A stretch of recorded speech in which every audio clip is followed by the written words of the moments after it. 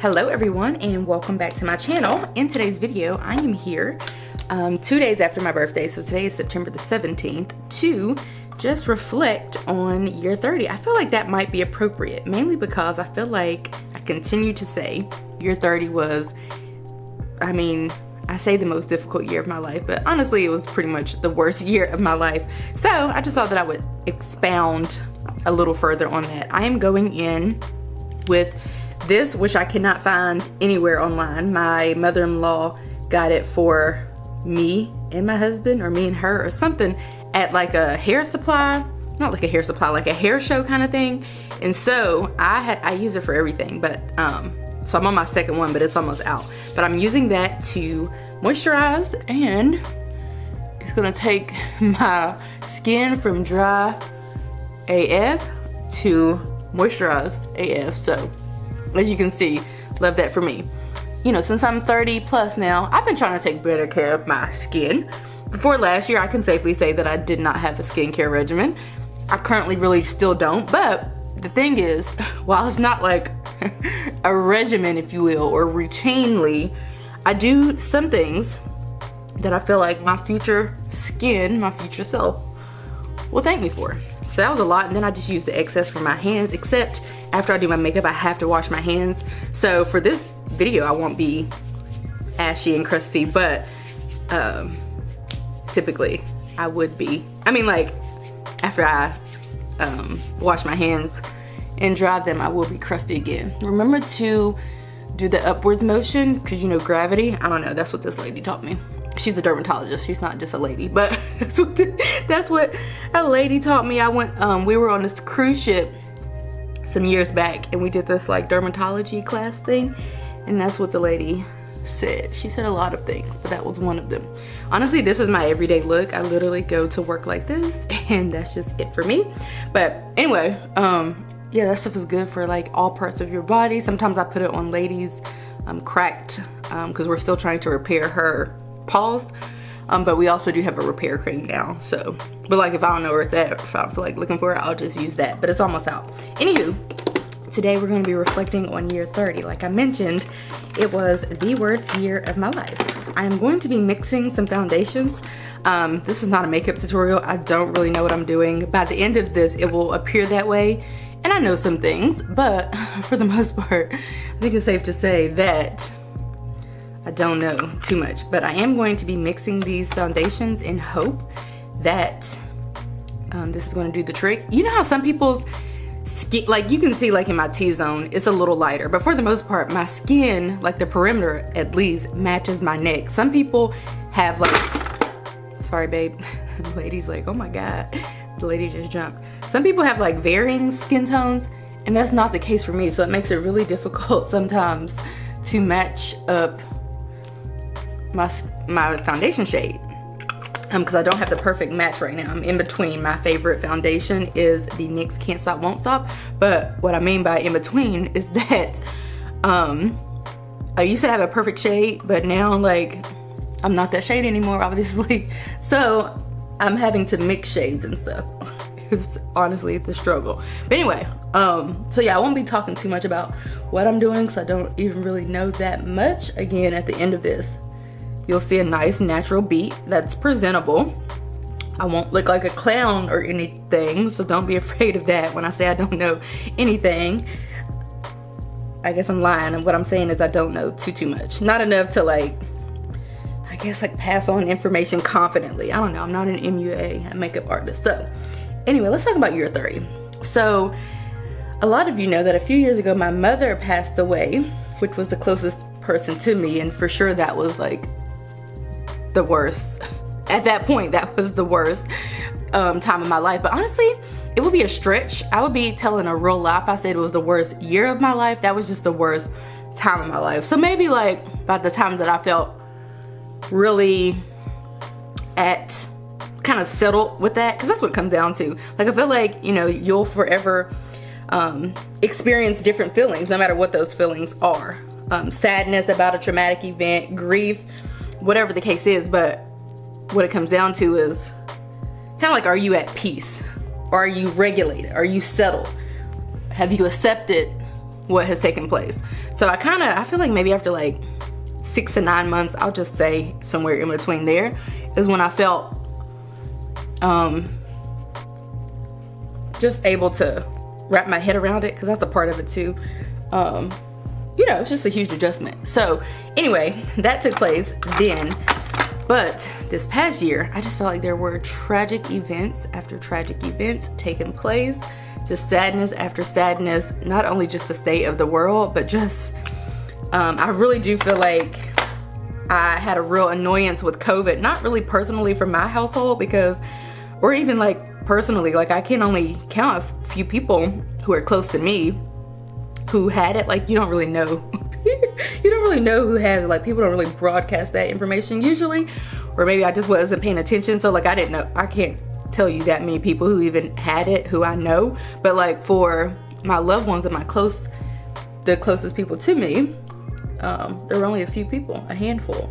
But I feel like the implications of COVID, less the, like, minus the actual health portion of it, like just the aftermath of it, unemployment and like all that part of it, all those other things are what really kind of stressed me out. Not really just for me, but for other people. Like, I'm like, if, you know, this wasn't closed, if this service, you know, wasn't closed, or this business or whatever during this time due to COVID, then maybe this wouldn't have happened, or this, you know, that kind of thing. I also work in social services, so it was just an all around stressful time for me. I was trying to lighten up, but I don't really think I put enough. But I think we're just gonna have to go with it, because I'm scared that if I put another layer, that's gonna be the end of it for me. So we'll just move on, and let's go ahead and set that. But yeah, it was just really the implications, and it was just traumatic event after traumatic event. Like, I can't even sit here and share them all. I would gladly attempt to do that, but I can't even do that because there's so many. But all that to say, I do want to talk about the awakening that I had, if you will, the spiritual awakening. So I feel like during all that went down, I just want to talk about how I feel like I, you know, kind of came out of it, if you will, or I don't know. I don't know if that's the right terminology, but not really like how I handled it, but just like the result of it. So the thing that came out of COVID for me was me just kind of recognizing and sitting with and understanding my own actual level of functioning, if I'm being honest. Like, just as an example, whenever I was home, whenever we were home, all of us, and on lockdown, I began to notice, like, after a couple of weeks, how regulated my nervous system was and how settled I was. And honestly, that was dangerous, because now I can't go back. Now I don't really view life the same at all, especially including work.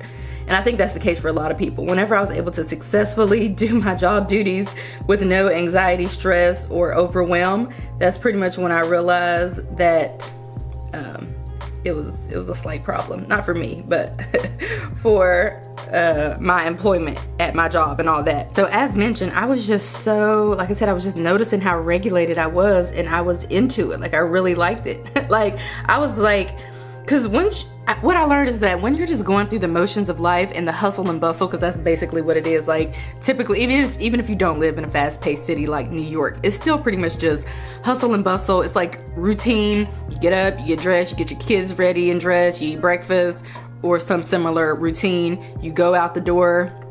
And for the most of us, obviously, some people don't work, or one person works. You know what I'm saying? Like, in the household. But for the most part, that's kind of like what the routine is. And it's just so cluttered. And you drive to work, maybe in traffic, you catch the metro, the train, the bus, whatever. Then you go to work and you do all your tasks for your job so you don't get fired. And then you come home, and then boom, you know, you might work out, you might go to some type of activity with your kids, or an activity with yourself, or, you know, might cook dinner, might pick up dinner, might go out to dinner, doing that whole thing. And then by that time, it's time to go to bed. So it's kind of like, this is life as I know it, and I just better adjust to it. That's kind of like what it seems like now in retrospect. But yeah, after being home, successfully carrying out my job duties and not being stressed out, like I would just, you know, when I'm doing like meetings and stuff with people, I would, you know, get my computer, go to any area that I wanted, pull it up, open Zoom, have a session, be so calm, cool, and collected, and not, you know, disheveled like I typically was. And anyway, like after some time, like some weeks, I noticed that how good that felt for me and how I was not really willing to go back to that. But I did have to go back to that because, much like the rest of the world, I had to go back to work. And so that was a very huge problem for me, hence the reason why I've been job hunting.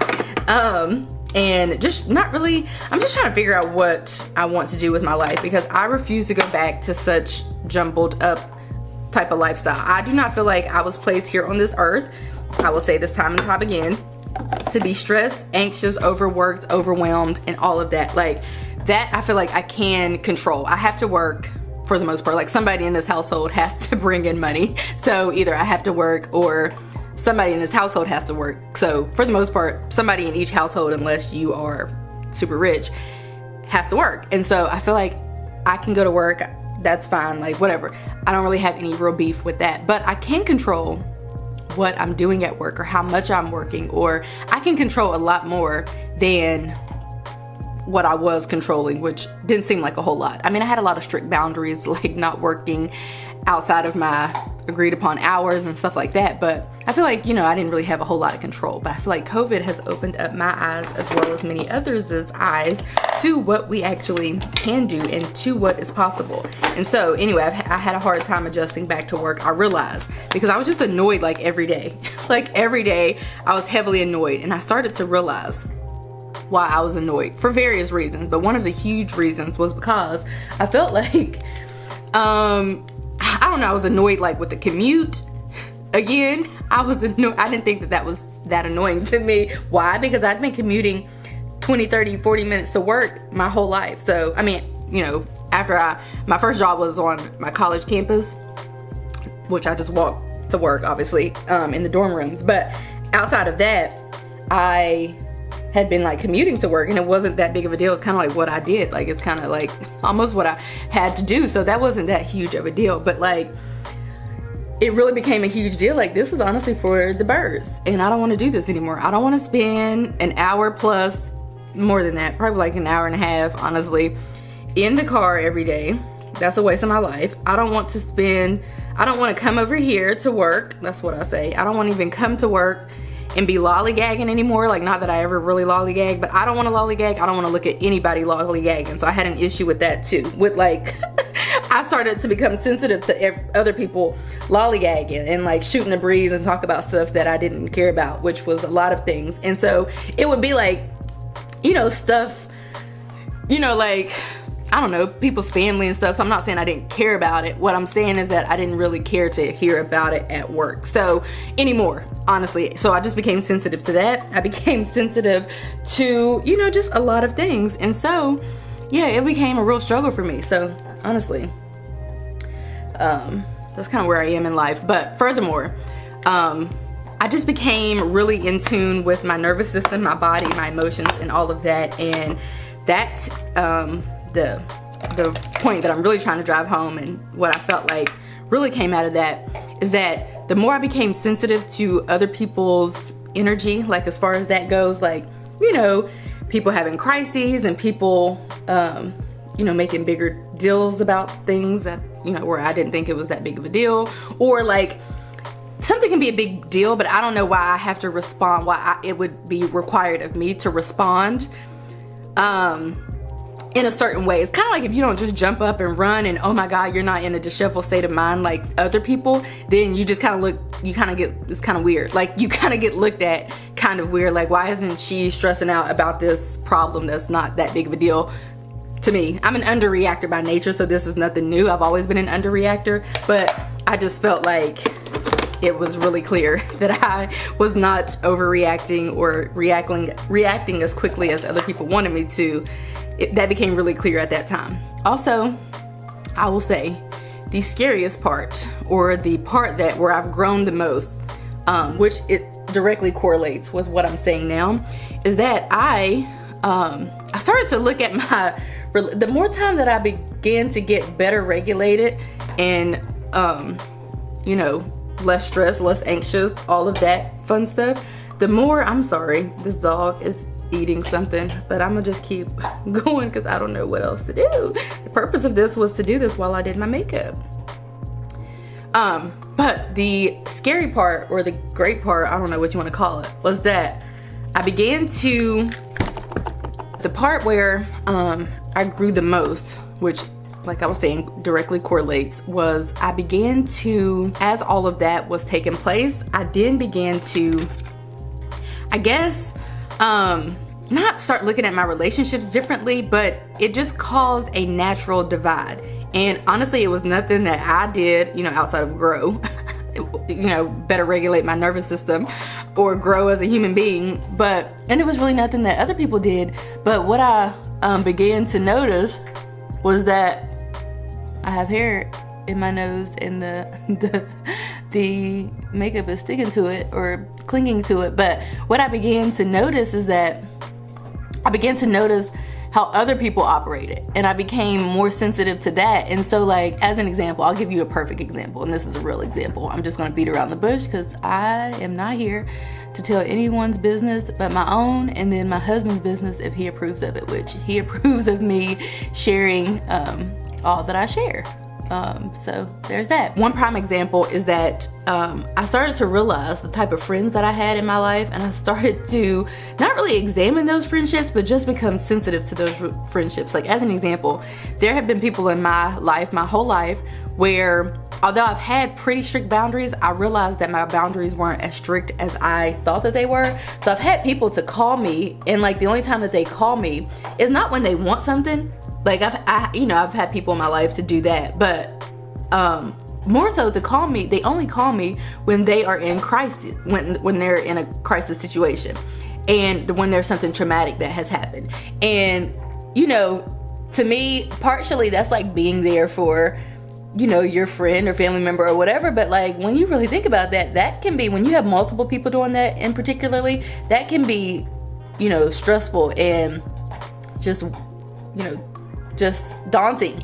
And that is something that I began to become more sensitive to, is other people's situations. Like, I'm not saying I don't call anybody with a crisis. I don't. To be honest, I don't call anybody with a crisis. I really just don't. So I'm not saying, like, I'm not trying to say that I don't condone that or never will do that, I guess you could say, because I don't think that I have. But what I'm saying is, like, there's only so much a person can take, and it's just very stressful to be called every time somebody's in a crisis situation. Again, I think I'd be, well, sometimes when people are in a crisis situation, they need something, but I was gonna say I'd rather somebody just call me when they need to borrow $5 or $20 every time, rather than calling me whenever they're having a serious crisis situation. So anyway, I just became sensitive to that, because every time that would take place, that would, you know, make me to become that would kind of be a hit to my nervous system, to my regulation system. So I became sensitive to that, and I began to notice that, like, oh my God, like this, I can't keep doing this. And so the scariest part of all of that is the scariest part about trying to be your best self and vibrate at a higher frequency. And if you're here with your friend or family member and you begin to move up here to your highest self, there is naturally going to be a divide and a distance between the two of you, or the three of you, or however many people it is that, you know, whatever. There's naturally going to be a distance and a divide, and that is very scary.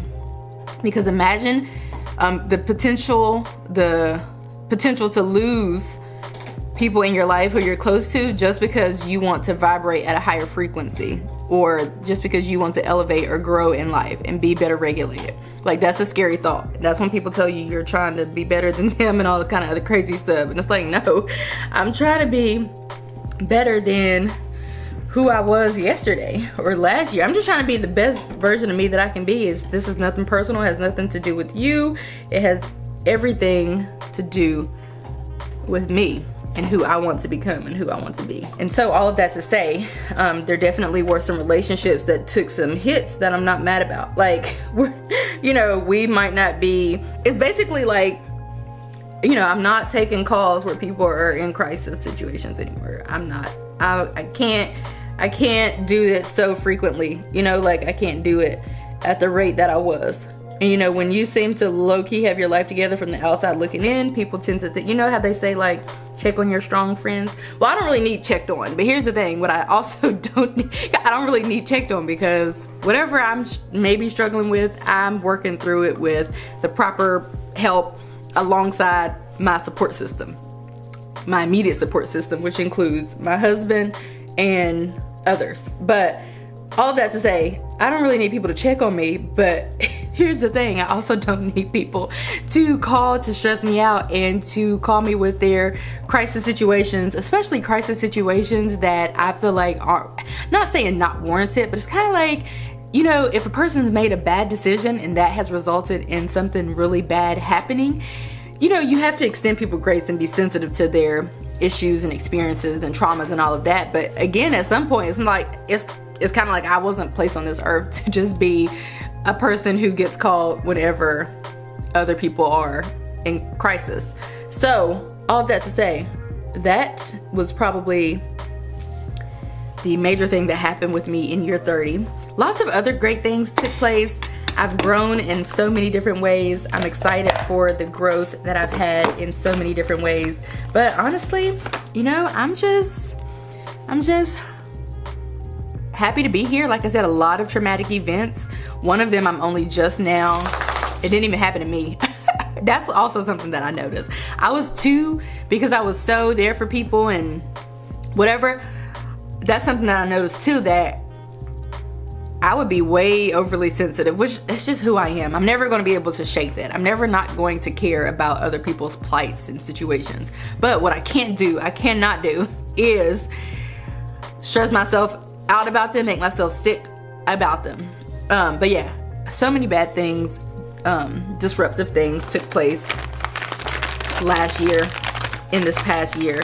And it was a very tough time for your girl, because I just felt like it was just a crisis situation after a crisis situation. And I was like, oh my God, is this going to end? Where's my lip gloss? Must be downstairs. So I guess I'm not, yeah, am I gonna do lip gloss? Yeah, I'll do something. I got something in here, a little something. Oh, do I wanna wear this necklace? A choker? I only wear these two necklaces that I've had for like 10 years. This one has a little Virgo symbol and the other one is just your average choker, you know, your average throwback choker.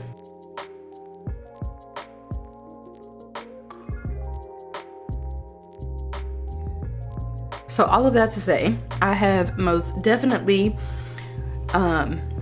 grown from last year in literally the best way possible. And I'm excited about my growth and happy about my growth, but it definitely was a difficult time for your girl. But I am here now, excited about the future. My nervous system has never been more settled. I have never been more regulated and more at peace. And I don't know what the future holds. I don't really know what my path in life will be. Currently still trying to figure that out. But that